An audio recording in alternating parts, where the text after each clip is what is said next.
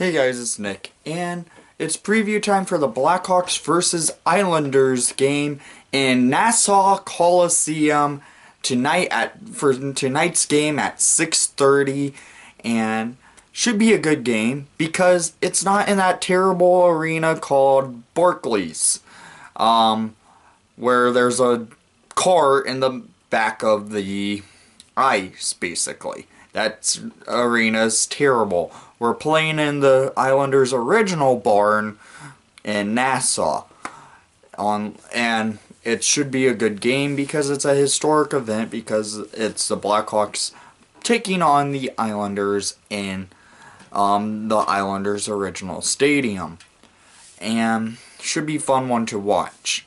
I would expect Colin Delia to start tonight, even though Cam Ward did play a good game versus the Bruins in the Winter Classic. But I would go with Colin Delia in tonight's matchup. It's a better, I feel like he deserves another start with how well he's played so far this season. The Islanders' record is a 21-13-4, where the Blackhawks are 15-21-6. Yes, the Hawks have played the most games in the NHL, which is an absolute joke. And also, in this game, this is Jeremy Colleton's where Jeremy Colleton started his professional hockey career out at, where he was drafted by the New York Islanders, only played 57 games in his career, so there's something for him to go into tonight's game with sentimental value as a head coach. But so let's go into the leading scorers of each team, which the Hawks really. It's pretty easy to know who for the Hawks our leading scorer is. But for the Islanders, with 38 games played, 10 goals, 26 assists, for a total of 36 points on this season and a -5 in the plus-minus rating, is Matthew Barzal. He won the Calder Trophy last year. He's not having as strong of a season scoring goals, but he's having a solid season as well. But only 10 goals for him, it's not that good. The Islanders without Tavares have been playing great all around hockey. That's probably why Barzal's numbers have dropped. Then second on the team and leading in goals for the team is Andres Lee with 38 games played, 14 goals, 13 assists, and a total of 27 points on the season, and he's a +10 in the plus-minus rating. So they have more depth scoring than the Hawks do, where the Hawks' leading point getter with 41 games played, 22 goals, 28 assists, and a total of 50 points on the season, and a -7 is Patrick Kane. Of course, he's always the leading point getter for the Hawks.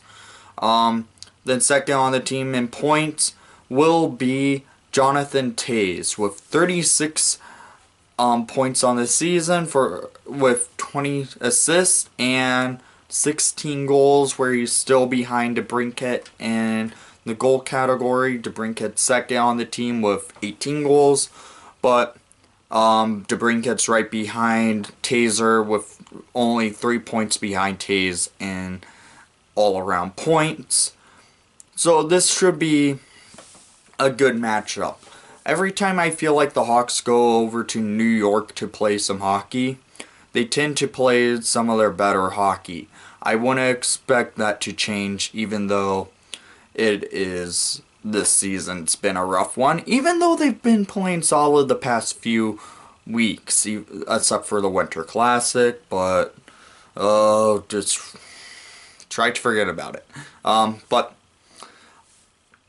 it was going into tonight's game. I hope Colin Delia is the starting goaltender for the Chicago Blackhawks.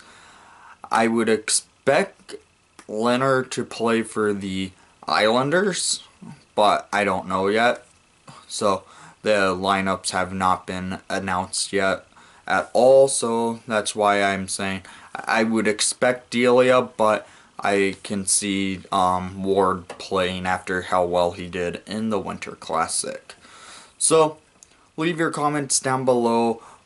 Oh yeah, my picks to click. I'm going to go with, let's go with Alex DeBrincat. I feel like he's going to have a breakout game where he can score a hat trick in the game and have a good game all around, putting up some points.